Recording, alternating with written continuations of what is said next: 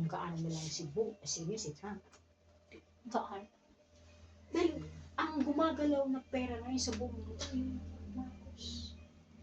Well, yun ang kinukuha ng dilawan, yung hindi ill-gotten wealth yan. Sinabog ni Ferdinand Edwin Sr. yan sa lahat ng bangko. Dahil alam niya na marami ang magkakaroon ng dilawan. America, CIA, Diyos. Hinawakan ng Diyos. Pasalamat kayo sa Ama.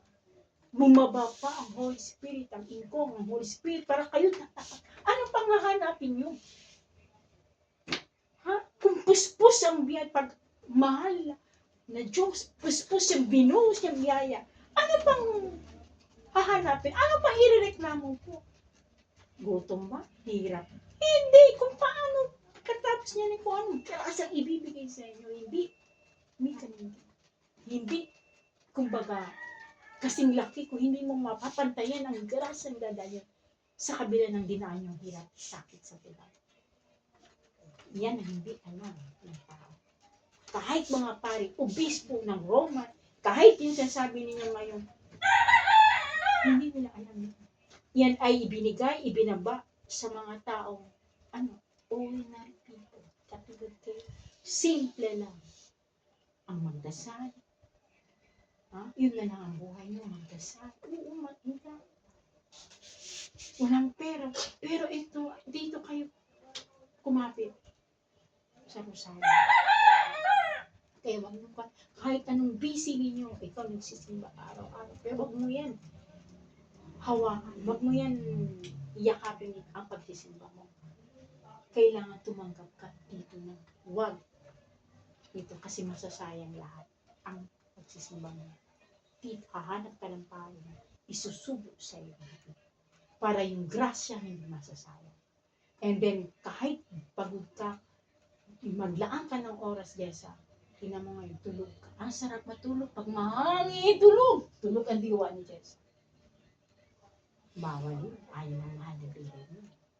Kailangan alert ka, magdasal ka, magpuri ka sa mahal na bilay with all your mind, with all your soul, with all your heart. Purihin ang mahal na bilay with all the rosary.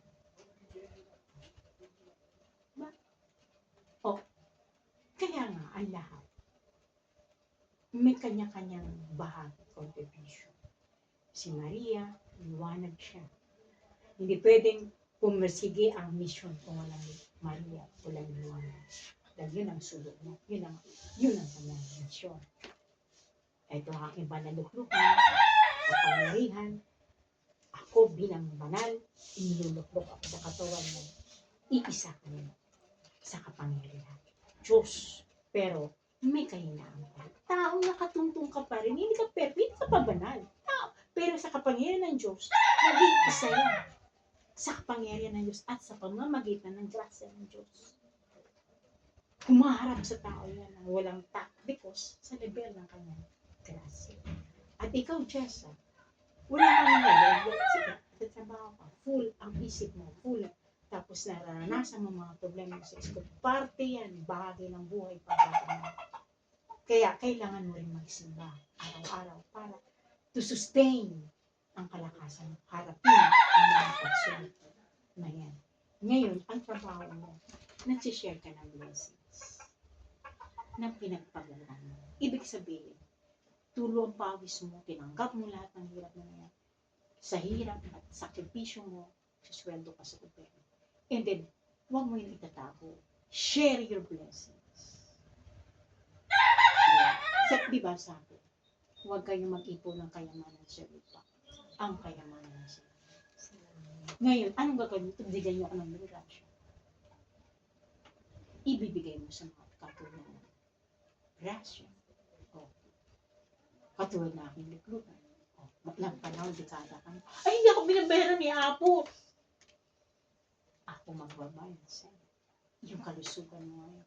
Yung iyong mga bagay-bagay na diba?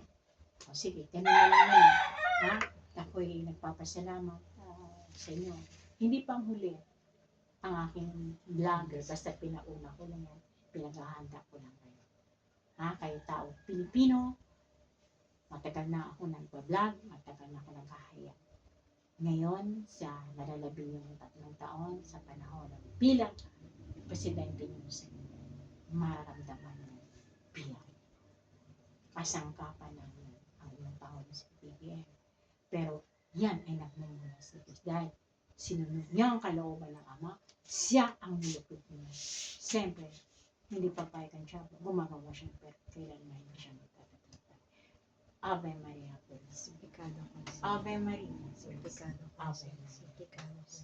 Alleluia. Hallelujah. Alleluia. Hallelujah. Alleluia.